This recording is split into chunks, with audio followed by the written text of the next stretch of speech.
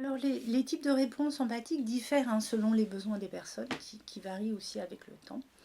Alors, donc je vais vous les énumérer. Alors, quand la personne a une expression de son besoin pour qu'il soit validé, c'est important que le thérapeute affirme l'importance de leur soi, sans nécessairement l'approuver. Et donc là, c'est très important de comprendre les pensées, sentiments et comportements. Alors des choses assez classiques, c'est le spectre hein, de l'analyse transactionnelle. Alors ensuite, quand la personne montre sa réussite et ce qu'elle a accompli, il y a un besoin de recevoir une réaction enthousiaste, si c'est approprié, hein, de la part du thérapeute. Et la personne a besoin d'être confirmée dans sa recherche de compétences dans les domaines de la communication et du comportement autonome. Ensuite, quand les personnes vivent du stress ou un sentiment de perte extrême, il y a là un besoin de fusion ou d'union avec le thérapeute. Et là, c'est important de reconnaître le caractère approprié de ce besoin par rapport à l'état du moi ancien et de rester accordé sur les personnes. Ensuite, quand il y a un besoin d'idéaliser le thérapeute, donc de le trouver parfait, il faut laisser faire les personnes et reconnaître combien il est important d'être accepté par quelqu'un qui possède les qualités que l'on croit ne pas avoir.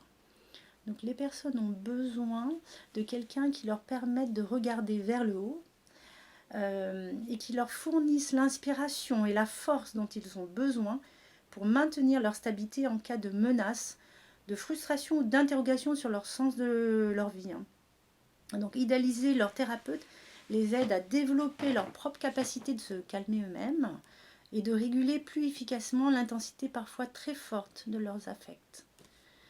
Ensuite, quand il y a un besoin de se sentir semblable à leur thérapeute, donc là c'est différent, donc d'être perçu et compris, alors ça contribue au développement de leur stabilité et de leur cohésion interne. Et donc si le thérapeute réagit activement, ça engendre de l'énergie pour leur savoir-faire et leur talent personnel.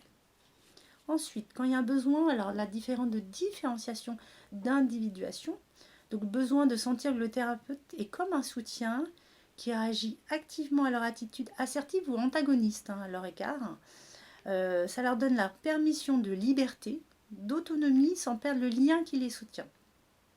Donc c'est important de créer un lieu de sécurité pour le client. Et parfois les clients planent un peu ou se montrent déçus de leurs limites ou de leurs échecs. Alors là, le thérapeute doit rester accordé sur eux et contenir les sentiments désagréables tout en manifestant de la confiance en leur capacité croissante et leur succès final. Et donc, dernier besoin que je vais énumérer, le besoin d'impact sur le thérapeute. Donc, le client a besoin d'expérimenter le sentiment d'efficacité et de compétence. Il ressent un plaisir favorable à sa croissance, il constate qu'il peut susciter de la part du thérapeute la réaction qu'il désire et qu'il se sent efficace pour l'amener à répondre à ses besoins. Et là, il se sent à la hauteur. Voilà, donc bien entendu, les réponses et les interprétations des thérapeutes ne peuvent pas toujours être accordées sur l'expérience subjective de la personne. Donc ça entraîne frustration et déception. Et ça, c'est une partie importante, vitale du traitement. Et l'échange restaure le lien rompu et permet de reprendre thérapie et croissance.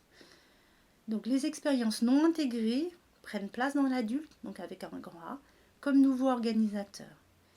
Et donc il y a dans cette étape de déconfusion de l'enfant, donc il y a une alternance imprévisible entre manifestation des affects douloureux résultant des blessures émotionnelles du passé et les manifestations liées aux besoins de croissance.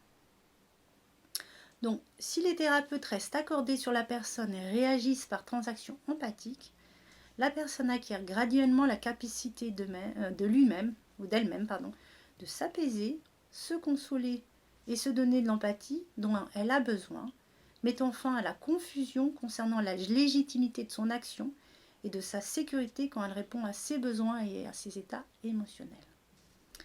Alors cette déconfusion lui permet de terminer le travail inachevé depuis son enfance et de consacrer davantage de son énergie à sa vie d'adulte. Voilà, donc dernière partie, petite conclusion.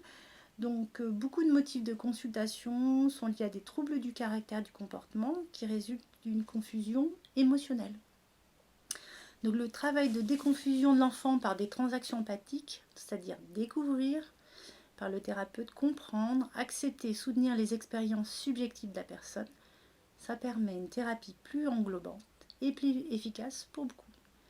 Voilà, en tout cas, je te remercie si tu as suivi donc les différents voilà, parties de mon exposé sur cette vidéo. Puis je te souhaite un bon chemin de vie et une autre fois pour, avec plaisir, partager d'autres vidéos. Voilà, bye bye!